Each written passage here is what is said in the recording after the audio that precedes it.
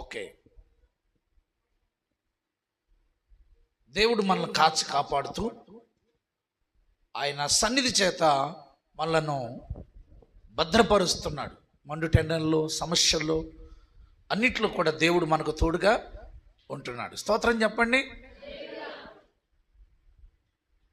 బైబిల్లో ఉన్న ఒక సందర్భాన్ని మీ ముందుకు నేను తీసుకురావాలని అనుకుంటున్నాను. సంఖ్యాకాండం 22వ అధ్యాయం.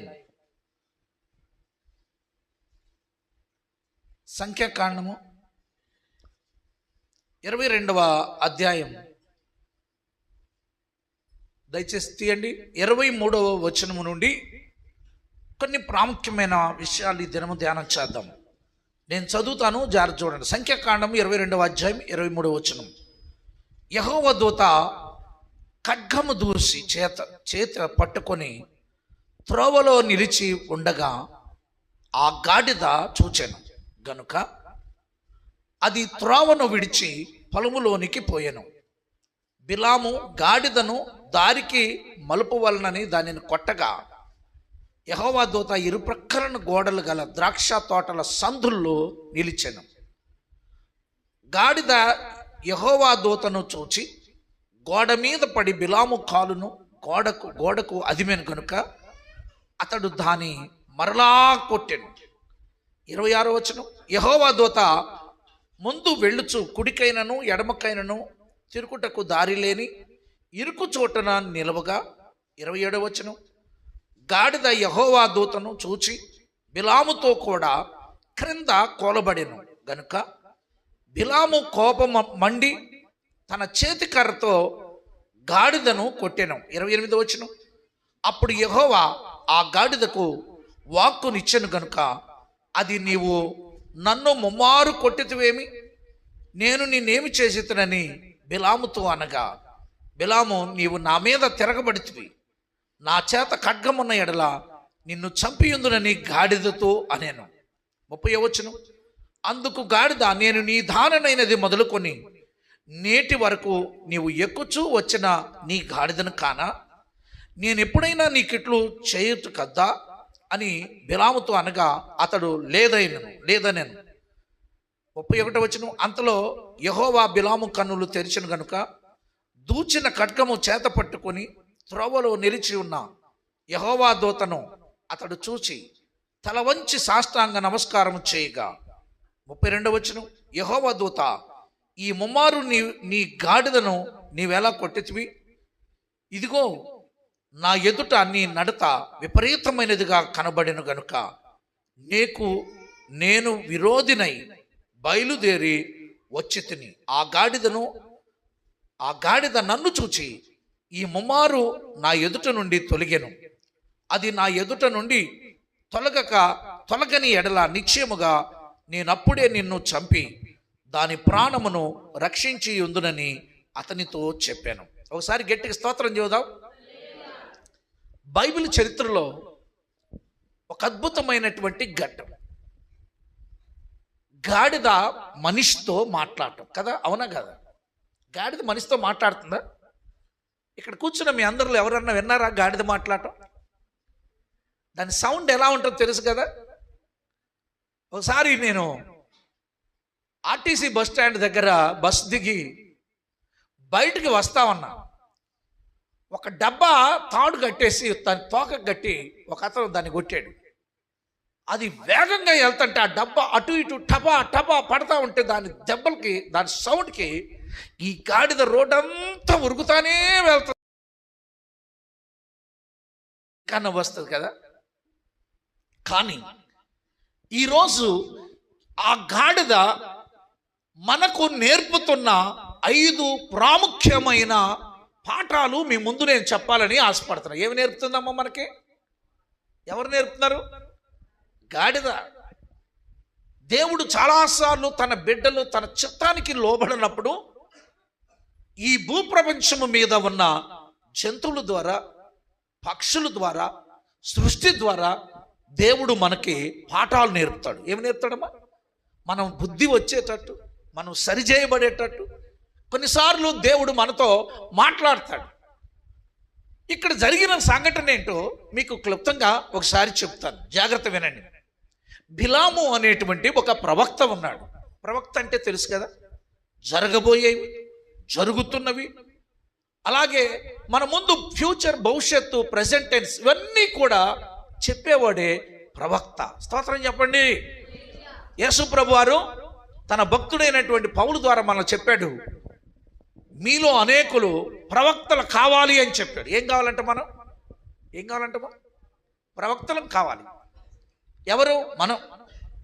అంటే జరగబోయే విషయాల్ని చెప్పేవాళ్ళు ప్రవక్తలు. ఇక్కడ మనం చూసినట్టయితే ఈ బిలాము గొప్ప ప్రవక్త. ఆయన ఏదైనా పలికాడంటే ఖచ్చితంగా అవుతుంది, ఆయన ఏదైనా చెప్పాడంటే ఖచ్చితంగా అవుతుంది. ఒకరోజు ఇశ్రాయేలు ప్రజలు వారు సైన్యంగా బయలుదేరి వస్తా ఉన్నారు. వాళ్ళు వస్తుంటే దేవుడు తన బిడ్డల పక్షాన ఉండి ఆయన జరిగిస్తున్నటువంటి మహా గొప్ప అద్భుతాలు చాలా జరిగింది. అర్థమవుతుందని నేను చెప్పింది.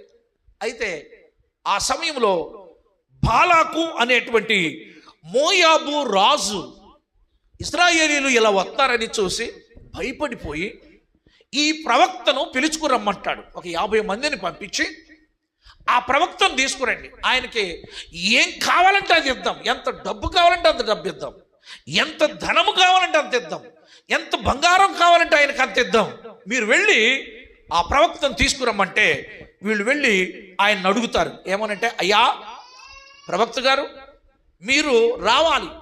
ఎందుకు రావాలి అంటే, మోయాబు రాజు మమ్మల్ని పంపించాడు, సిప్పోరు కుమారుడైన బాలాకు మమ్మల్ని పంపించాడు. ఆయన నిన్ను పంపించిన ఉద్దేశం ఏంటంటే, ఒక సైన్యం, ఒక జనం ఇలా వస్తా ఉంది. స్తోత్రం చెప్పండి అందరు కూడా. ఇక మాట చెబుతుంది, ఇశ్రాయేలీలు అంటే అందరికీ భయమే, ఇప్పటికి కూడా భయమే. న్యూస్ మీరు అందరూ చూస్తున్నారుగా, గమనించండి, న్యూస్ చూస్తున్నారు కదా. న్యూస్లో మీరు చూస్తే ప్రస్తుతం ఇశ్రాయేల్ దేశం యొక్క సామర్థ్యం ప్రపంచమంతా నెవ్వెరిపోయేంత శక్తి కలిగినటువంటి, శత్రు దుర్భేద్యముగా ఒక ఉన్నతమైన స్థితిలో ఉన్నటువంటి దేశం ఈ ప్రపంచంలో ఏదన్నా ఉందంటే ఇజ్రాయెల్ దేశం. స్తోత్రం చెప్పండి. ఎంత ఉంటుంది తెలుసా ఇజ్రాయెల్ దేశం? ఎంత ఉంటుంది తెలుసా? మన హైదరాబాద్ అంత ఉంటుంది. ఎంతమ్మా? హైదరాబాద్ అంతే. కానీ ఈరోజు వాళ్ళంటే పెద్ద పెద్ద దేశాలకు కూడా భయం. ఎందుకంటే దేవుడు ఆ జనాన్ని ఆశీర్వదించాడు. ఆ జనానికి దేవుడిచ్చిన వాగ్దానాలు అన్నీ కాదు బిడ్డలారా. చూడండి, ఆ జనం ఎలా వస్తుంటే ఈ మోయాబు రాజుకి భయం పట్టుకుంది. అమ్మో, వీళ్ళు వచ్చారంటే నా దేశం ఖచ్చితంగా ఉష్పటాక్. కాబట్టి ప్రవక్తను తీసుకుని వచ్చి ఆ కొండ మీద నుంచొని ఆ ప్రవక్త ప్రజలను చూసి ఏం చెప్పాలి? వాళ్ళని శపిస్తే చాలు. ప్రవక్త శపిస్తే ఏమవుతుందంట? ఆ శాపం వాళ్ళ మీదకి వస్తుంది, నా మీద వారు జయం పొందలేరు. సరే, ఈయన పోయి వారు వాళ్ళందరినీ కూడా పంపించినప్పుడు ప్రియులారా 50 మంది అధికారులను పంపించాడంట. చూడండి, సంఖ్యాకాండం 22వ అధ్యాయం 15వ వచనం. ఇది 2వసారి. అయినను బాలాకు వారికంటే బహు ఘనత వహించిన మరి ఎక్కువ మంది అధికారులను మరలా పంపాను. వారు ఏమంటున్నారు చూడండి, వారు బిలామునొద్దకు వచ్చి అతనితో, నీవు దయచేసి నా యొద్దకు వచ్చుటకు ఏమీ అడ్డంకమో చెప్పకము, నేను నీకు బహు ఘనత కలుగు చేసేదను. అంతేకాదు, నీవు నాతో ఏమి చెప్పుదువో అది చేసేదను గనుక నీవు దయచేసి వచ్చి నా నిమిత్తము ఈ జనులను శపించమని సిప్పోరా కుమారుడైన బాలాకుకు చెప్పాను. స్తోత్రం. 18వ వచనం. అందుకు బిలాము బాలాకు తన ఇంటెడు వెండి బంగారములు నాకు ఇచ్చినను, కొద్ది పనైనను గొప్ప పనైనను చేయుటట్లు నేను నా దేవుడైన యెహోవా నోటి మాట మేరలేను. రాత్రి ప్రార్థన చేసి చెబుతానని పోయి ప్రార్థన చేశాడు. ఫస్ట్ టైం దేవుడు అన్నాడు వెళ్ళొద్దు అన్నాడు. చెప్పండి, ఏమన్నాడు? మీకు అర్థమవుతుందా? ప్రవక్తకు నైట్ ప్రార్థన చేస్తూ వాళ్ళు వచ్చి అడిగితే వెళ్ళొద్దు అన్నాడు. ఇకేం చేయాలి? ఈయన కాముగా ఉండాలి కదా. మళ్ళా ఇంకొక 50 మందిని పంపించి నిన్ను రమ్మంటున్నాడు రాజు. ఇప్పుడు మనకు ఇప్పుడు ఉన్నటువంటి అసలే పేరు, సీఎం పేరు చెప్పకపోతే చాలా ప్రాబ్లమ్స్ అవుతున్నాయి. ఎవరండి మన సీఎం? ఎవరు చెప్పండి ఇప్పుడు? ఎవరమ్మా? రేవంత్ రెడ్డి గారు రేవంత్ రెడ్డి గారు నన్ను రమ్మన్నాడు అనుకోండి, మనం ఏం చేస్తాం? ఖచ్చితంగా వెళ్ళిపోతాం. ఎందుకంటే ఆయన గొప్ప ఆయన కదా. రాజు రమ్మన్నాడంటే ఎంత గొప్ప విషయం. ఫస్ట్ దేవుడు ఏమన్నాడు? వెళ్ళొద్దు అన్నాడు. మరలా పోయి ఏం చేస్తున్నాడు ప్రవక్త? ప్రార్థన చేస్తున్నాడు. నైట్ ప్రార్థన చేస్తుంటే దేవుడు నువ్వు వెళ్ళొద్దు అని చెప్పాడు. మళ్ళా మూడోసారి కూడా వెళ్ళి ప్రార్థన చేస్తున్నాడు. ఇంకా కొంతమందిని పంపించాడు. వాళ్ళు వచ్చి డబ్బు అధికారాలు అన్నీ తీసుకొని వచ్చాడు. నీకు అది ఇస్తాం, ఇది ఇస్తాం, ఏం కావాలంటే అది ఇస్తాం. చూసావా, ఆశపడ్డాను, ఆశ వచ్చేసింది. ఏంటో ఏమవుతున్నాడు? మళ్ళా పోయి ప్రార్థన చేస్తున్నాడు. నీకు 2 సార్లు చెబితే పోవద్దన్న దేవుడు మనసు మార్చుకుంటాడా? అయినా మళ్ళీ అడుగుతున్నాడు. జాగ్రత్త వినండి. ఈ మధ్యకాలంలో చాలామంది పెద్ద పెద్ద పాస్టర్లు వస్తున్నారు. వీళ్ళందరూ కూడా 10,000 ఇస్తే ఫోటో. ఏంటంట? 10,000 ఇస్తే ఫోటో. ఆయనతో కూర్చొని మాట్లాడవచ్చంట. ఏంటి వ్యాపారం? ఈనాడు ఇలాంటి వ్యాపారమే చేశాడు. ఎవరో తెలుసా? బిలాము. ఏమంటున్నాడు? బిలాము ప్రార్థన చేసి, దేవా నేను వెళ్ళుతున్నా వద్దా? నీకు ఒకసారి చెప్పినప్పుడు వినాలి కదా. దేవుడు ఏమన్నాడంటే, మూడోసారి కూడా నన్ను అడుగుతావా? సరే వెళ్ళు అన్నాడు. వెళ్ళు అన్నాడు. దేని మీద వెళ్తున్నాడు మనోడు? చెప్పండి, అందరూ చెప్పాలి. గాడిద మీద ప్రయాణమై వెళ్తున్నాడు. గాడిద మీద ప్రయాణమై వెళుతూ ఉండగా, బిడ్డలారా గమనించండి, ఎందుకు వెళుతున్నాడంటే బైబిల్ చెప్తుంది. యూదాపత్రిక 1వ అధ్యాయం 11వ వాక్యం. ఒకే ఒక అధ్యాయం ఉంటుంది ప్రకటన గ్రంథానికి ముందు. ఒకటే ఒక అధ్యాయంలో ప్రియులారా 11వ వచనం ఉంది.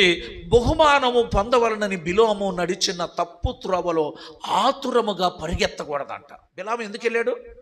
ఏమంటే ఎందుకు వెళ్ళాడంట? ఎందుకు? బహుమానం పొందవాలని వెళ్తున్నాడు కదా. గిఫ్ట్ వస్తుందని వెళ్తున్నాడు, ధనం వస్తుందని వెళుతున్నాడు. చూడు, మనకు గొప్ప బహుమానం ఇచ్చే వాళ్ళకంటే, డబ్బు ఇచ్చే వాళ్ళకంటే ఒక పేదవాడి దగ్గరికి వెళ్ళటం ఎంతో శ్రేష్టం. స్తోత్రం. దేవుడు నాకు అది నేర్పించాడు మొదటి నుండి. తారతమ్యం పెట్టుకోకూడదు. ధనకులని తక్కువ వారని పెట్టుకోకూడదు. ఇక్కడ కూర్చుని మీ అందరిలో డబ్బున్న వాళ్ళ దగ్గర ఎంత ప్రేమనైతే చూపిస్తామో, పేదవాడి దగ్గర కూడా అదే మనసు మేము కలిగి ఉంటాం. స్తోత్రం. బిలాం ఏం చేశాడు? ఎందుకు వెళ్తున్నాడు? ఎందుకు పరిగెడుతున్నాడంట? బహుమానము ఆశించి బయలుదేరి వెళుతున్నాడు. ఇక్కడ చూడండి, బైబిల్ చెబుతుంది తప్పు త్రోవన ఆతురంగా పరిగెడుతున్నాడు. ఏ త్రోవమ్మ? మనం కూడా చాలాసార్లు పరిగెడుతుంటాం. దేవుడు మనకు బుద్ధి చెబుతాడు. ఈయనకు కూడా బుద్ధి చెప్పాడు. ఎలా బుద్ధి చెప్పాడు? ఇక్కడ గాడిద 5 పాఠాలు మనకు నేర్పుతుంది. మనుషులు కాదు. ఈ 5 పాఠాలు మీ ముందు నేను వివరించాలని ఆశపడుతున్నాను దేవుని బిడ్డలారా. చూడండి, పరిశుద్ధ గ్రంథంలో మనం చూస్తే మొట్టమొదటిది, ఈ గాడిద దాని కన్నులు దేవుడు తెరిచాడంట. స్తోత్రం చెప్పండి. ఎవరు కళ్ళు తెరచబడ్డ? దేవుడు తెరిచాడు. చెప్పండి. గాడిద కళ్ళు తెరిచాడు. ఎలా తెరిచాడు? చూడండి, 23వ వచనం. యెహోవా దూత ఖడ్గము దూచి చేత పట్టుకొని త్రోవలో నిలిచి ఉండట ఆ గాడిద చూచాను. ఆ గాడిద మీద ఎవరున్నారు? పాస్టర్ గారు ఉన్నారు. పైన కూర్చున్న ఆయన చూడలేదు ఈ యొక్క దూతని. దూత చేతిలో ఏముందమ్మా? ఖడ్గం ఉంది. ఈ గాడిద ఒకవేళ కానీ ముందుకు వెళ్ళింది అనుకోండి, ఆ దూత చేతిలో ఉన్నది ఏంటి? ఖడ్గం. భయపడిపోయింది. ఆ ఖడ్గం చూసి భయపడిపోయింది. వెంటనే ప్రియులారా గమనించండి, ఆ దూతని, ఆ ఖడ్గమును చూసి ఆ గాడిద ఏం చేసిందో చూడండి. అది త్రోవను విడిచి పొలములోనికి పోయాను. ఎడిపోయిందమ్మా? ఇప్పుడు చూడండి, గాడిద కళ్ళు తెరవబడ్డాయి. దూతను చూచింది. మీరు గమనించినట్టయితే చాలాసార్లు ఆ పైన కూర్చున్న పాస్టర్ గారు లాగా మనం కూడా ఉంటున్నాం. ముందేం జరుగుతుందో మనకు తెలియదు. మనము అలాగా కానీ మన గాడిద వెళ్తుంటే నేను ఇటు వెళ్ళాలంటే ఇటు, నేను ఇప్పుడు కారు నడుపుతూ ఉంటా కదా, నేను ఇటు నడపాలంటే ఇటు పోతుంది అనుకోండి, ఊరుకుంటానా నేను కారుని? ఏమైందే నీకు? ఒక్కోసారి సట్టును కొడతాం కదా మనం. మనోడికి కూడా అదే వచ్చింది. చూడండి ఏం చేశాడో చూడండి. 23వ వచనం. బిలాము గాడిదను దారికి మలుపవలనని దాని కొట్టగా ఏం చేశాడండి? ఏం చేస్తాడండి? కొడుతున్నాడు. చెప్పినట్టు వినకపోతే ఏం చేస్తాం? మా ఇంట్లో మా ప్రిన్సి కూడా అంతే. ఒక్కోసారి వినలేదనుకో ఏమన్నా ఒక దెబ్బేస్తారు.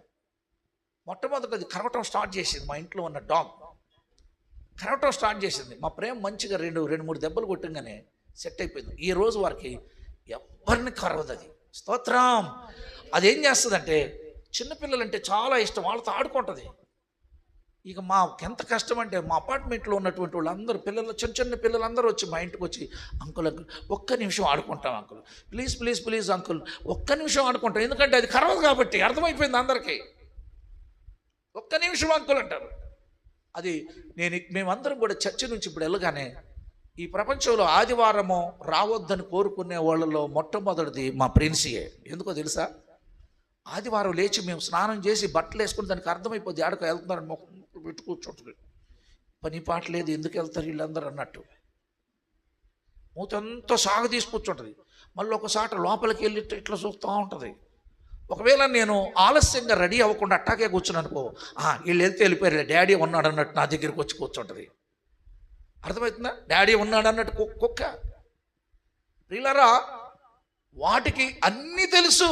ఒక 2 దెబ్బలు వేసిన తర్వాత కరవటం అనేది మానేసింది. ఇప్పుడు ఈ గాడిదను త్రోవ తేవటానికి దైవజనుడు ఏం చేస్తున్నాడు చెప్పడమా?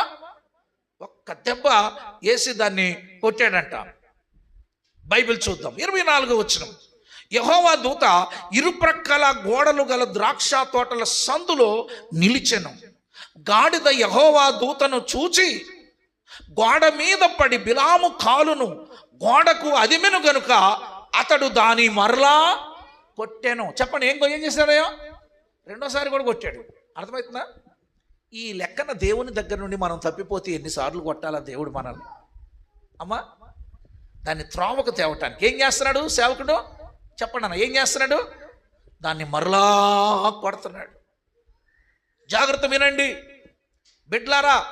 ఎందుకు ఈ గాడిద త్రోవ తప్పింది? ఒక్కసారి కొన్ని వచనాలని మనం చదువుదాం. 25వ వచనం చూడండి. గాడిద యెహోవా దూతను చూచి గోడ మీద పడి ఎవరిని చూచి? యెహోవా దూతను చూచిందంట. 31వ వచనంలో చూస్తే ఆ మాటని దేవుడే దృఢపరుస్తున్నాడు. అంతలో యెహోవా బిలాము కన్నులు తెరిచెను గనుక దూసిన ఖడ్గము చేత పట్టుకొని త్రోవలో నిలిచి ఉన్న యెహోవా దూతను అతను చూచి తల వంచి సాష్టాంగ నమస్కారము చేయగా, యెహోవా దూత, ఈ ముమ్మారు నీ గాడిదను నీవేల కొట్టితివి? నువ్వెందుకు కొట్టావు? దేవుడు అడుగుతున్నాడు, దూత అడుగుతుంది. దూతని ఎన్నిసార్లు కొట్టాడు? ఎన్నిసార్లు అమ్మా? ముమ్మారంటే 3 సార్లు కొట్టాడంట. 3 సార్లు కొట్టాడంట గాడిదని. ఇక్కడ 3 సార్లు కొట్టిన తర్వాత దేవుడు, మీరు చూసినట్టయితే ఈ గాడిద 3 సార్లు కొట్టబడింది. మొదటిది ఏంటంటే తెరవబడిన కన్నులు దేనికి కలిగినాయి? గాడిదకి కలిగింది. చెప్పండి, అందరూ చెప్పండి, ఏం కలిగినాయి? ఎవరికి వచ్చినాయి కళ్ళు?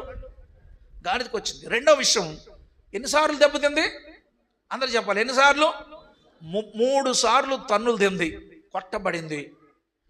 ఇది మూడో విషయం చూస్తే 22వ అధ్యాయం 27వ వచనంలో గాడిద యెహోవా దూతను చూచి బిలాముతో కూడా క్రింద కోలబడిపోయింది. కారణం ఎవరమ్మా? పైన కూర్చున్నా మన గురువు గారే, ప్రవక్త గారే. కోలబడిన గాడిద కోలబడిపోయింది. కారణం ఏంటంటే ప్రవక్త కానీ కరెక్ట్గా నడిస్తే ఈ బాధలు వచ్చాయా ఈ గాడిదకి? మనల్ని బట్టి మన కుటుంబం శ్రమలు అనుభవించాల్సి వస్తుంది. నువ్వు తీసుకున్న నిర్ణయాలను బట్టి నీ కుటుంబము చాలా ఇబ్బందులు పాలవుతుంది. చూడండి, ఇక్కడ ప్రవక్త శ్రమను అనుభవించాలి, కానీ ఆ శ్రమ దేనికి వచ్చిందండి? గాడిదకు వచ్చింది, మోసే గాడిదకు వచ్చింది. 4వ విషయం, ఇప్పుడు దేవుడు గాడిదకి వాక్కునిచ్చాడు. ఏమండి, ఏమిచ్చాడండి?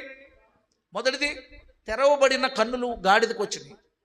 రెండోది ముమ్మారు కొట్టబడిందంట. మూడో విషయం, ఈ ప్రవక్త వలన కోలబడిపోయింది. రాంగ్ వేలో వెళ్తుంటే ఈయన కోలబడాలి, ఆమె కూడా కోలబడింది. 4వ విషయం ఏం జరిగింది చూడండి. 22వ అధ్యాయం 28వ వాక్యం. అప్పుడు యెహోవా ఆ గాడిదకు వాక్కునిచ్చాను కనుక మాట్లాడుతూ ఉంది. అమ్మ అర్థమవుతుందా? నిజంగా జంతువులకు కూడా వాక్కునిస్తే ఎన్ని తిడతాదో కదా. వాటిని బాధ పెట్టినప్పుడల్లా మనం తిడతా ఉంటాయి. అర్థమైందా? కోపం, బాగా కోపం వస్తుంది కదా. ఈ దినము ఇక్కడ ఈ గాడిద ఏమని మాట్లాడుతుందో చూడండి. ఏమని మాట్లాడుతుంది మీరు చూసినట్లయితే, నీవు నన్ను ముమ్మారు కొట్టితివి. 3 సార్లు లెక్క పెట్టుకుంటుంది. గాడిదకి లెక్క పెట్టుకుంటుంది. నన్ను 3 సార్లు కొడతావా నువ్వు? ఇంకొక ప్రశ్న వేసింది చూడండి యజమానుని. ఏమని వేసింది? నేను నిన్నేమి చేసేది బిలామును అడుగుతుందంట. నన్ను ఎందుకు కొడుతున్నావు? నువ్వు నేనేం చేశాను? పిల్లలను కూడా కొట్టేప్పుడు నన్ను ఎందుకు కొడుతున్నావు? నేనేం చేశాను చెప్పు అని అంటే తప్పు చెప్పాలా, లేకపోతే అప్పుడు ఊరుకుంటారా? గాడిద కూడా అడుగుతుంది, నేనేం చేశాను నీకు? నన్ను ఎందుకు కొడుతున్నావు? ఎన్నిసార్లు కొట్టాడు? 3 సార్లు కొట్టాడు. జాగ్రత్త వినండి ప్రియులారా అని అంటుంది. దైవజనుడు చెప్పిన మాట, బిలాము నీవు నా మీద తిరగబడితే నేను ఇటు పొమ్మంటే నువ్వు ఇటు పోతావా? నన్ను ఆ గోడ లోపలికి తీసుకెళ్ళి నా కాళ్ళు అదిమేటట్టు చేస్తావా? నేను చెప్పేది అర్థమవుతుందా? అర్థమైపోతుందా? అర్థమవుతుందా? రైట్. చూడండి, నన్ను ముమ్మారు కొట్టావెందుకు అని చెప్పి అంటుంది. రెండోది, ఇక్కడ మీరు చూసినట్లయితే ఆయన అంటున్నాడు, నేను నిన్నేమి చేసి తిని అని అన్నప్పుడు బిలాము అంటున్నాడు, నీవు నా మీద తిరుగుబడితివి. ఆయన అంటున్న మాట చూడండి, నా చేత ఖడ్గం ఉన్న ఎడలా నిన్ను చంపియుందునని గాడిదతో అని. ఇక్కడ సంభాషణ ఈయన కూడా మర్చిపోయాడు. గాడిద మాట్లాడుతున్న విషయం మర్చిపోయాడు. మనిషితో మాట్లాడుతున్నాడు. నువ్వు నా మీద తిరగబడతావా? ఒకవేళ నా దగ్గర కత్తి ఉంటే ఏం చేసేవాడిని? మెడ తెగేసేవాడిని, నిన్ను చంపేసేవాడిని అని అనగానే గాడిద మాట్లాడిన ఇంకొక మాట ఇక్కడ కనబడతా ఉంది చూడండి. నేను నీ దారనైనది మొదలుకొని నీటి వరకు నీవు ఎక్కుచు ఏమండి వచ్చిన నీ గాడిదను కానా? అమ్మా అర్థమవుతుందా? నువ్వు నన్ను కొన్నా కాడి నుంచి నువ్వు నన్ను ఎక్కుతున్నావు, నేను నిన్ను తీసుకొని పోయి దించుతున్నా అన్ని చోట్లకి. నేను నీ గాడిదను కానా? నేను ఎప్పుడైనా నీకు ఇట్లు చేశానా? బా, దైవజనుడికి పాఠం నేర్పుతుంది. నేను ఎప్పుడన్నా నీకు ఇట్లా చేశానా? దేవుని బిడ్డలారా, దానికి ఆన్సరు బిలాము చెప్పాడు, లేదా నేను ఎప్పుడు చేయలేదంట ఆ గాడిద. జాగ్రత్త వినండి, ఈ గాడిద ఎంత మంచిదో చూడండి. ఏమండి, యజమానిని ప్రశ్నిస్తుంది, నీవెప్పుడు ఇట్లా చేయలేదు అంటే ఈ గాడిద మనకంటే మంచిదా కాదు చెప్పండి? అమ్మా, దేవుడు ఒకటి చేయమంటే ఇంకొకటి చేసిన దినాలు మన జీవితాల్లో ఉన్నాయా లేవా? తప్పు చేయకురా అని అంటే చేసినట్టు చేస్తున్నామా లేదా? సరైన మార్గాన పోనందుకు ఎన్నిసార్లు కొట్టాడు గాడిదని? 3 సార్లు. ఇప్పుడు సరైన మార్గాన వెళ్ళని బిలాముని దేవుడు ఏం చేయాలి చెప్పండి? ఏం చేయాలి? మనమేం తక్కువ కాదు కదా, మనకు లాభం కలుగుతుందని, లాభం వస్తుందని ఎన్ని ఆదివారాలు పోగొట్టాం. ఏమండి అర్థమవుతుందా? ఈరోజు నేను పనికి వెళ్తే నాకు 500 వస్తాయి, కానీ చర్చికి వెళ్తే ఏమవుతుంది? మొన్న కానుక వేయాల్సి వస్తుంది. లాభం. సరి అయిన మార్గాన మనం వెళ్ళటం లేదు. అది అంటుంది, నన్ను నీవు కొన్న దగ్గర నుండి ఎక్కుచూ దిగుచూ వచ్చిన గాడిదను నేను కానా? నీకు ఎప్పుడైనా ఇట్లా చేశానా? మనమైతే చేసామని ఆ పదం అడిగితే దేవుడు ఎన్ని లెక్కలు చెబుతాడు తెలుసా కదా? నువ్వు నేను మనందరం దేవునికి వ్యతిరేకమైన మార్గాలు నడిచిన వారమే. మనకంటే ఈ గాడిద ఎన్ని రెట్లు బెస్టో చూడండి. ఒక్కొక్క ప్రశ్న అడుగుతుంటే పాస్టర్ గారు కూడా నిజంగా మాట్లాడుతున్నాడు, నా దగ్గర కత్తి ఉంటే నేను చంపేసేవాడు. మరి ఇప్పుడు ఏం చేయాలి బిలాముని దేవుడు? నేను వద్దు అన్నాను, నువ్వు బయలుదేరి వెళ్తున్నావు, నన్ను 3 సార్లు అడుగుతావా? దేవుడు కోపం రాదా? ఏం చేయాలి ఇప్పుడు? ఆయన వెళ్తున్న పని ఏంటో తెలుసా? దేవుని చేత ఆశీర్వదించబడిన ప్రజలను శపించడానికి వెళ్తాడు. బహుమానం ఆశించి వారిని శపించడానికి బయలుదేరాడు. బిడ్డలారా, ఈరోజు ఈ గాడిద మనకంటే బెస్టా కాదా చెప్పండి అమ్మా? బెస్ట్. బుద్ధి నేర్పిస్తుంది గాడిద. ఇక్కడ మనం గమనించినట్టయితే ఎందుకు ఈ గాడిద ఈ యొక్క సేవకుణ్ణి పిల్లారా కింద పడేసింది, అటు ఇటు ఎందుకు వెళ్ళింది? ఒకవేళ దేవుడే ఆ విషయాన్ని చెప్పాడు. 33వ వచనం చూడండి. ఆ గాడిద నన్ను చూచి ఈ ముమ్మారు నా ఎదుట నుండి తొలగాను. నన్ను చూసింది, ఏం చేసింది? గాడిద తొలగింది. ఏం చూసింది? ఆయన చేతిలో ఏముంది? దూత చేతిలో చెప్పండి ఏముందమ్మా? ఖడ్గం ఉంది. ఖడ్గంతో చంపేస్తాడేమో, నన్ను చంపుతాడో లేతే నా యజమాను చంపుతాడో. చూడండి అక్కడ అంటుంది, అది నా ఎదుట నుండి తొలగని ఎడలా నిశ్చయముగా నేను అప్పుడే నిన్ను చంపి దాని ప్రాణమును రక్షించి ఉందునని అతనితో చెప్పాను. బిడ్లారా, అది తొలగకపోతే యజమాని ప్రాణం ఏమైపోయేదమ్మా? పోయేది. ఒక జంతువు, నోరు లేని జీవి యజమానిని కాపాడింది. ఈరోజు ఈ గాడిద ద్వారా ఈ 5 పాఠాలు మనం నేర్చుకోవాలి. మొదటి పాఠం, కన్నులు తెరవబడిన గాడిద. ఎక్కడ నేను కాపీ కొట్టిందిగా దేవుడు నాకు ఇచ్చిన మాటలు. కన్నులు తెరవబడిన గాడిద. బిడ్డలారా, దైవ సంబంధమైన విషయాల్ని మన ప్రయాణంలో ఆత్మీయ నేత్రాలు తెరిచి మనం చూడాలి. మనం చూస్తున్నామా? చూడగలమా? మీకు ఒక్క విషయం చెప్తాను. అందుకే దావీదు ప్రార్థన అద్భుతమైన ప్రార్థన ఉంది. ఏం ప్రార్థన చేశాడో చూడండి. మనందరం కూడా అది చేయాలి. 119వ కీర్తన 18వ వాక్యం. 119వ కీర్తన 18వ వాక్యం. నేను నీ ధర్మశాస్త్రమునందు ఆశ్చర్యమైన సంగతులు చూచునట్లు కన్నులు తెరువుము. అమ్మా ఏం తెరవాలంట? అమ్మా ఏం తెరవాలంట? మన కళ్ళు ఏం చేయబడాలి? తెరిస్తేనే వాక్యం యొక్క లోతు తెలుస్తుంది. స్తోత్రం. మనం చాలాసార్లు కళ్ళు తెరిచి ఉన్నాము, కళ్ళు ఉన్నాయి అనుకుంటున్నాము. దేవుని వాక్యములో ఆశ్చర్యకరమైన సంగతులు చూచున్నట్లు నా కనులు తెరువుము అని ఈ కీర్తనకారుడు చెబుతున్నాడు. ఎప్పుడైనా ఈ ప్రార్థన చేసావా? ఆ కన్నులు తెరవబడితే లోకము ఎక్కువ కనపడదు మనకి. ఈ కన్నులు తెరవబడితే ఈ లోక సంపదలు, ఈ లోకము మనకు మన్యమైనది, గొప్పదిగా కనపడదు. స్నేహితులరా, కన్నులు తెరవబడిన గాడిద యజమానుని రక్షించుకుందట, యజమాన్ని కాపాడుకుందట. దూసిన ఖడ్గము పట్టుకుని ఉన్న ఆ దూతను చూచి గాడిద ప్రియులారా అటు ఇటు వెళ్ళి ఒక్కసారి కూలబడిపోయింది. ఈరోజు ఈ బైబిల్ చాలా అద్భుతమైన బైబిల్.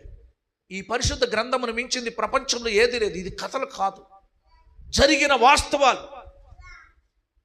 తెలియబడని వారు, గుడ్డి కళ్ళు కలిగిన వారు ఈ బైబిల్లో ఏముందో వాళ్ళకు అర్థం కాదు. కానీ ఇది చాలా విలువైంది. ఈ ప్రపంచంలో జరగబోతున్న ప్రతి విషయాన్ని బైబిల్లో దేవుడు క్షుణ్ణంగా రాయించాడు. అర్థమవుతుందమ్మా? ప్రకటన గ్రంథం మనం ధ్యానిస్తున్నాం కదా. ప్రకటన గ్రంథాలు ఏంటో తెలుసా? ఈనాటి దినాల్లో జరగబోతున్న విషయాలు, జరుగుతున్న విషయాల్ని ప్రకటన గ్రంథంలో ముందుగానే చెప్పాడు. యుద్ధాలు జరుగుతున్నాయి కదమ్మా, జరుగుతున్నాయా లేవా? యేసుప్రభు ఏం చెప్పాడు? నా రాజ్యము సమీపించి ఉన్నప్పుడు మీరు యుద్ధములు గూర్చి వింటారు. అందరు తీయండి మత్తయి శుభవార్త. ఏం జరుగుతుంది? అంతం, ఈ భూమి అంతం కాబోతుంది. ఆ అంతానికి ముందు ఈ ప్రపంచం మీద ఏం జరగబోతుందో యేసు ప్రభు వారు ముందుగానే ఈ విషయాలను గురించి మనకు చెప్పాడు. చూడండి 3వ వచనం 24వ అధ్యాయం, మత్తయి సువార్త 24వ అధ్యాయం 3వ వచనం చూడండి. ఆయన ఒలీవల కొండ మీద కూర్చుని ఉన్నప్పుడు శిష్యులైన యొద్దకు వచ్చి ఇవి ఎప్పుడు జరుగును? నీ రాకడకు ఈ యుగ సమాప్తికి సూచనలేమని మాతో చెప్పమని. ఏం చెప్పాడు తెలుసా? యేసు ప్రభు వారు యెరూషలేము మందిరంలోకి వచ్చాడట. మీరు జాగ్రత్త వినండి. బబులోనీయులు యేసు ప్రభు పుట్టుకకు ముందు సొలొమోను కట్టిన మందిరాన్ని కూల్చేశారు. జాగ్రత్త వినండి అమ్మా. ఏం కూల్చేశారు? సొలొమోను కట్టిన మందిరాన్ని కూల్చేశారు. టైటస్ క్రీస్తు శకం 70లో టైటస్ అనేటువంటి రాజు వచ్చి మరలా రెండోసారి ఆ కట్టబడిన మందిరాన్ని కూల్చేశారు. కూల్చేసి ఒక్క గోడ మాత్రమే వదిలేశాడు. అయ్యా, దాన్నే వెయిలింగ్ వాల్ అంటారు. అందరూ పోయి, నేను కూడా వెళ్ళా, ఆ గోడ దగ్గరికి వెళ్ళి ముట్టుకొని ప్రార్థన చేసేటప్పుడు పైన నెత్తి మీద ఇంత వైట్ది ఒకటి ఉంటుంది, క్లాత్ ఇట్లా పెట్టుకోవాలా ప్రార్థన చేసేటప్పుడు. ఆ గోడ ఏంటంటే సొలొమోను కట్టిన మందిరంలో ఒకే ఒక గోడ మిగిలింది. ఇప్పుడు ఆ గోడ దగ్గర యూదులు, ఇశ్రాయేలీ ప్రజలు వెళ్ళి ఆ గోడను పట్టుకుని ఏడుస్తారు. అయ్యో అయ్యో, మేము నిన్ను ఆరాధించడానికి మాకు మందిరము లేదు అని. ఇంకొక విషయం ఏం తెలుసా, చాలామంది విశ్వాసులు వెళ్ళి పేపర్ మీద కోరికలన్నీ రాసి ఆ యొక్క రాళ్ళ త్వరల్లో పెడతారు, ప్రేయర్ చేస్తారు. నేను కూడా ఎప్పుడు పోయినప్పుడల్లా పెడుతుంటాను. లాస్ట్ టైం ఈ మందిరం గురించి కూడా రాసి ఆ త్వరలో పెట్టాను. ఆ గోడ దగ్గర ఏం చేస్తారంటే ప్రార్థన చేస్తారు. ఈ కూల్చబడక ముందు ఆ మందిరం యొక్క ఎత్తు, ఆ రాళ్ళు ఎంత హైట్గా కట్టారంటే అసలు కళ్ళు తిరిగిపోతాయి చూస్తుంటండి. ఒకే ఒక గోడ మిగిలిపోయింది. ఆ గోడ ముందుకు ఆ దేవాలయమును యేసు ప్రభుకు చూపించారంట. 24వ వచనం, 24 అధ్యాయం మొదటి వచనం. యేసు దేవాలయం నుండి బయలుదేరి వెళ్ళుచుండగా ఆయన శిష్యులు ఆ దేవాలయపు కట్టడములను ఆయనకు చూపించుచూ వచ్చారు. ఎట్ట కట్టాడో చూడయ్యా, సొలొమోను కట్టిన మందిరం ఇది. ఈ మందిరం చూడండి, మరలా తిరిగి ప్రియులారా గమనించండి, కట్టబడింది. అయితే ఇంత గొప్ప మందిరం ఇంకెక్కడన్నా ఉందా ప్రపంచంలో అంటూ 2వ వచనంలో. అందుకు ఆయన యేసుప్రభు ఏమన్నాడు, మీరు ఇవన్నీ చూచుచున్నారు కానీ కదా, రాతి మీద రాయి ఒకటైనను ఇక్కడ నిలిచి ఉండకుండా పడద్రోయబడునని మీతో నిశ్చయముగా చెప్పుచున్నానని వారితో నేను. ఆ మందిరం ఉండదు అని చెప్పాడు దేవుడు. అర్థమవుతుందా? ఏముండదు? క్రీస్తు శకం 70లో టైటస్ అనే రాజు వచ్చి దాడి చేసి ఆ మందిరాన్ని సమూల నాశనంగా కూల్చిపడేశాడు. ఇప్పుడు జరుగుతున్న యుద్ధం రెండో ప్రపంచ యుద్ధం జరగబోతాం. ఘోరంగా ఉంటుంది. ఎందుకు తెలుసా? ఈ టెంపుల్ దగ్గరే వస్తుంది. ఇప్పుడు ప్రస్తుతం ఇసాకును బలి ఇచ్చినటువంటి స్థలం ఉంది. ఆ స్థలం గురించి ఇశ్రాయేలీ ప్రజలకి, పాలస్తీనులకి యుద్ధం జరుగుతుంది. ఇసాకును తీసుకెళ్ళి బలి ఇవ్వబోతాడు చూడండి. ఆ కొండ మొరియా పర్వతం అంటారు కదా, ఆ కొండ మీద ఇప్పుడు దాని గురించే ప్రాబ్లం. ఇప్పుడు ప్రస్తుతం పాలస్తీనులు అంటే ముస్లిమ్స్ యొక్క ఆధీనంలో ఉంది. యూదులు ఎప్పుడు దాన్ని కబ్జా చేయాలి, దాన్ని ఎప్పుడు ఆక్రమించాలని ఎదురు చూస్తున్నారు. యేసు ప్రభు కూడా ఆయన ఒక కొండ మీద నుండి ఆయన ఆరోహణం అవుతాడు కదా, అయిన ఆ కొండ మీద దిగి డైరెక్ట్గా ఆ యొక్క యెరూషలేములోకి ఆయన నడుచుకుంటూ వస్తాడు అని బైబిల్లో చెప్పబడుతుంది. కాబట్టి ప్రవచనాలు నెరవేర్పొంది. ఏం చేశారు? యేసు ప్రభు ఏ దోవల లోపలికి వెళ్తాడు అని ముందు చెప్పబడిందో అక్కడ ఏం చేశారంటే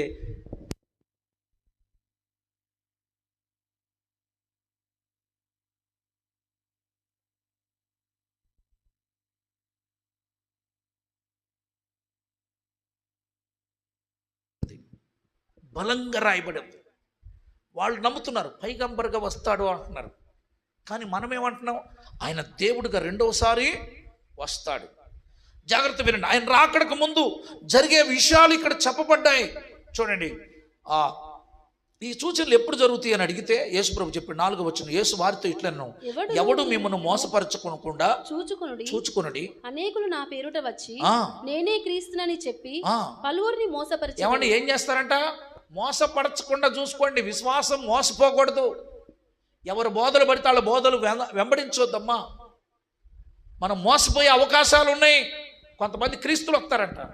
మీరు చూశారు కదా ఏమండి, హైదరాబాద్లో ఈ మధ్యకాలంలో మనం చూసాం. ఒక స్త్రీ యేసు ప్రభులాగే ఇలా కూర్చొని అరే తొండొస్తుంది, ఇలా కూర్చొని బిడ్డలారా అని ఆమె మాట్లాడుతుంటే ఆమె ఫాలోవర్స్ ఎంతమంది పెరిగిపోయారో తెలుసా మీకు? మీరు నన్ను బాధ పెడుతున్నారు, నేనే క్రీస్తుని, నేనే యేసుని అని చెప్తా ఉంది ఆమె. ఇప్పుడు చెప్పండి, ప్రభు ఏం చెప్పాడు? ముందే చెప్పాడా? అక్కడ అద్భుతాలు జరుగుతున్నాయి, ఇక్కడ అద్భుతాలు జరుగుతున్నాయి, మనం వెళ్ళకూడదు. క్రీస్తుని నమ్మండి. ఆయన మన నిమిత్తమై కలువరి శిలువలో ఆయన ప్రాణం పెట్టాడు. ఇక్కడ చూడండి, మీరు మోసపోకుండా చూసుకోండి.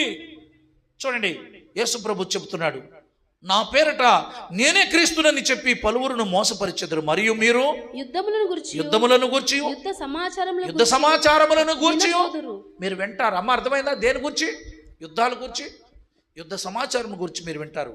మీరు కలవరపడకుండా చూసుకోండి. ఇవి జరగవలసి ఉన్నవి కానీ అంతము వెంటనే రాదు. ఇది జరగాలి. ఇంకా చూడండి, జనం మీదకి జనం. చూడండి, ఒక కులం మీదకి ఒక కులం. ఈరోజు మార్చి 1 తారీఖునంట ఛత్తీస్గఢ్లో జరగబోతుంది ఒక మారణకాండ అంట. ఆ ప్రాంతంలో ఉన్న క్రైస్తవులందరినీ చంపేస్తాం, ఆ లేడీస్ని అందరినీ వస్త్ర వివస్త్రలను చేసి రోడ్డు మీద ఊరేగిస్తాం అని ఒక అతను పిలుపునిచ్చాడు. మార్చి 1 మిమ్మల్ని నేను వధ చేస్తాం అని చెప్పారు. అంటే ఏంటిది? జనము మీదకి జనం, రాజ్యము మీదకి రాజ్యాలు. అర్థమవుతుంది కదా? దేశాల మీదకి దేశాలు లేస్తున్నాయా? నేను త్వరగా ముగిస్తాను. అక్కడక్కడ కరువులు. ఎక్కడెక్కడ?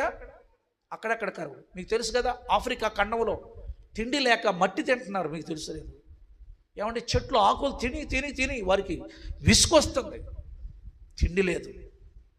బిడ్డలారా, కరువును గూర్చి మీరు వింటారు. ఇంకేమంటే భూకంపములు కలుగును. అమ్మ, అర్థమవుతుందా? ఏం కలుగుతాయి అంట? ఏ కంపములు? భూమి కదులుతుందంట, భూమి కంపిస్తుంది. ఇవన్నీ వేదనలకు ప్రారంభం. ఏంటమ్మా? ఇక జరగబోతున్నాయి. ప్రభు రాకడికి దగ్గరకు వచ్చిందని అర్థం చేసుకోండి. మీరు అప్పుడు జనులు మిమ్మను శ్రమలు పాలు చేసి చంపెదరు, మీరు నా నామము నిమిత్తం సకల జనులము చేత ఏమవుతామండి? అసలు మనం అంటే ఎందుకు? మనం ఏం చేస్తున్నాం చెప్పండి? క్రిస్టియన్స్ అంటే ఎందుకు అంత కోపం వీళ్ళకి? నా నామం నిమిత్తం సకల జనుల చేత మనం ఏమవుతాంట? ద్వేషించబడతారే. నువ్వు దేవుణ్ణి నమ్ముతావా? మనం ఏంటరా? మన గొప్పతనం ఏంటరా? మనం ఏం తక్కువ వాళ్ళం అంటారా? మనం ఏంది? మనం పురాతనం. ఈ అన్ని డైలాగులు వింటున్నారు కదా ఇప్పుడు.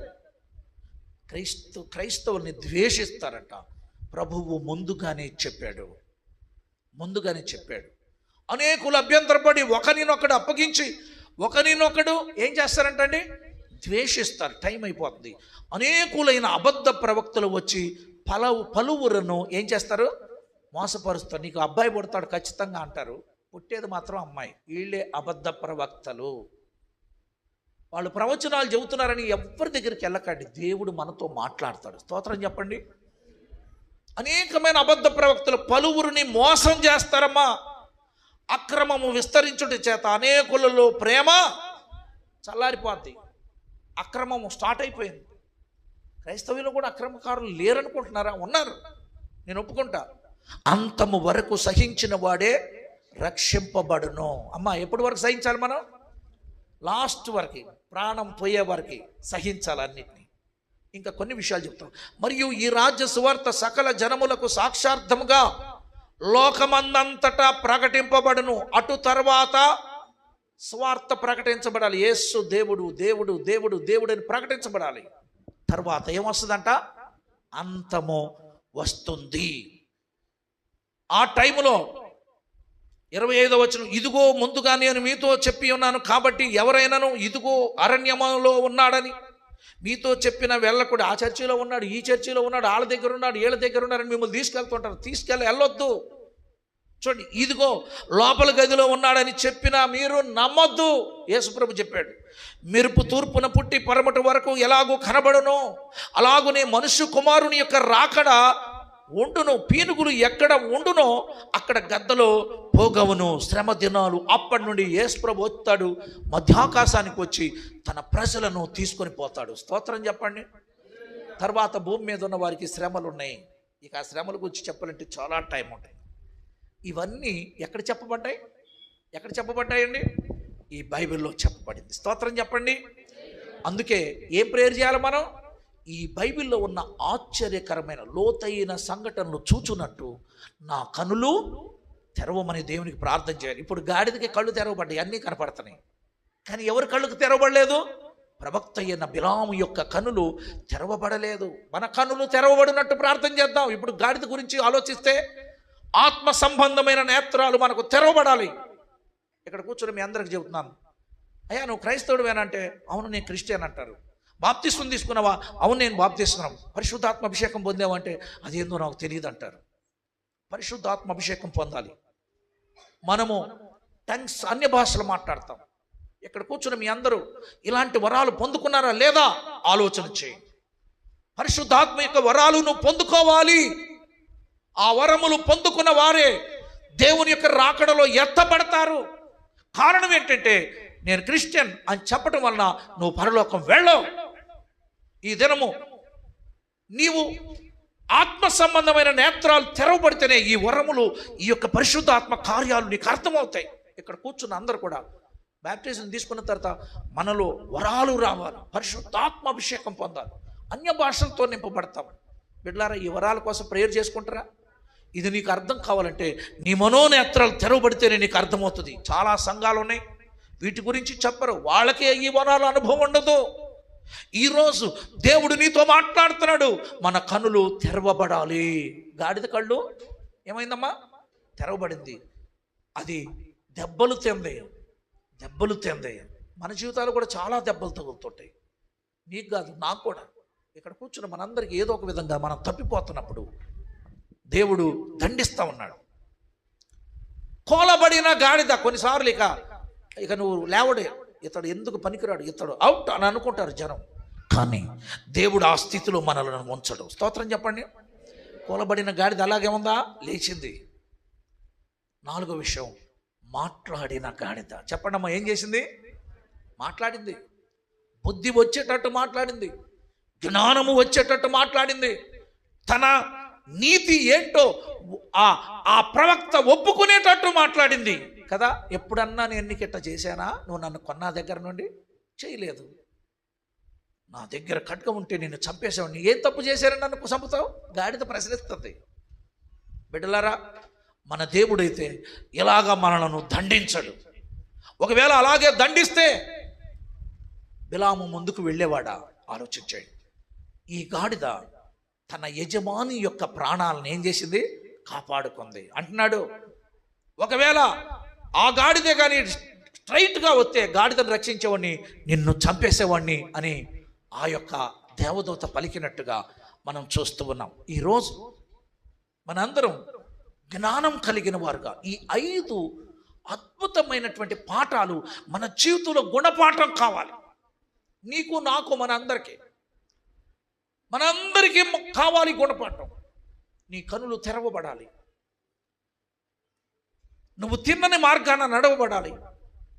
కొన్నిసార్లు నువ్వు పడిపోయినా అక్కడే దేవుడు ఉంచండి, నిన్ను లేపుతాడు. దేవుడు నీతో మాట్లాడతాడు, నిన్ను మాట్లాడిస్తాడు. చూడండి, ఇన్ని విషయాలు ఒక గాడిద ద్వారా మనం నేర్చుకుంటున్నాం. ఈరోజు జ్ఞానం కలిగిన మనిషిగా ఉన్న మనం ఇంత ఈ నవీన లోకంలో ఒక గాడిద లాంటి స్వభావం, గాడిదకు ఉన్నటువంటి జ్ఞానం లేనటువంటి వ్యక్తులుగా మనం బ్రతుకుతూ ఉన్నాం. ఎందుకు ఈ లోకం కోసం పోకలాడుతున్నాం? మారుతావా? ఈరోజు దేవుని వైపు తిరుగుతావా? ఈరోజు దేవుని వైపు తిరిగి ఒక జ్ఞానం కలిగిన వ్యక్తిగాను ఉండాలి. జ్ఞానం వీధుల్లో ఉండి పిలుస్తుంది, నన్ను కోరుకోండి అంటుంది జ్ఞానం. కానీ మనిషి జ్ఞానాన్ని కోరుకోలేకపోతున్నాడు. ఈరోజు మన దేవునికి మహిమ తెచ్చే మాటలు మాట్లాడాలి, దేవునికి మహిమ తెచ్చే విధానంలో మనం నడవాలి. మరి ఈ గాడిద తన యజమాని కొరకు ఎన్ని పనులు చేసింది, మరి నువ్వేం చేస్తున్నావు ఈ లోకంలో? నీ యజమానుడు, నీ రక్షకుడు, నీకు రక్షణ ఇచ్చినవాడు, నిన్ను సృష్టించిన దేవునికి నువ్వేం చేస్తున్నావు ఆలోచించే. శూన్యం మనం చేసేది భగవంతుడి కోసం. ఈరోజు ప్రభు అయిన యేసు నిన్ను ఈ ప్రశ్నలు వేస్తే ప్రశ్నకు ఆన్సర్ ఏమేస్తావు, ఏం చేసావు దేవుని కోసం? ఈరోజు ప్రభువుకు మనల్ని మనం సమర్పించుకుందాం. దేవుడి మాటలు మన వినికిడిలో దీవించి ఆశీర్వదించునుగాక. కళ్ళు మూసుకుందాం, అందరం కూడా ప్రార్థనలో ఉందాం.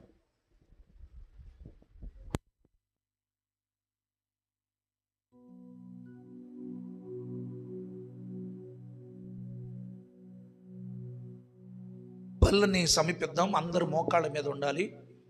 ప్రభు బల తీసుకునే వాళ్ళు పెద్దవాళ్ళు తప్ప భోజన పంక్తిలో లైన్లో మీ అందరూ కూడా కూర్చోవాలి.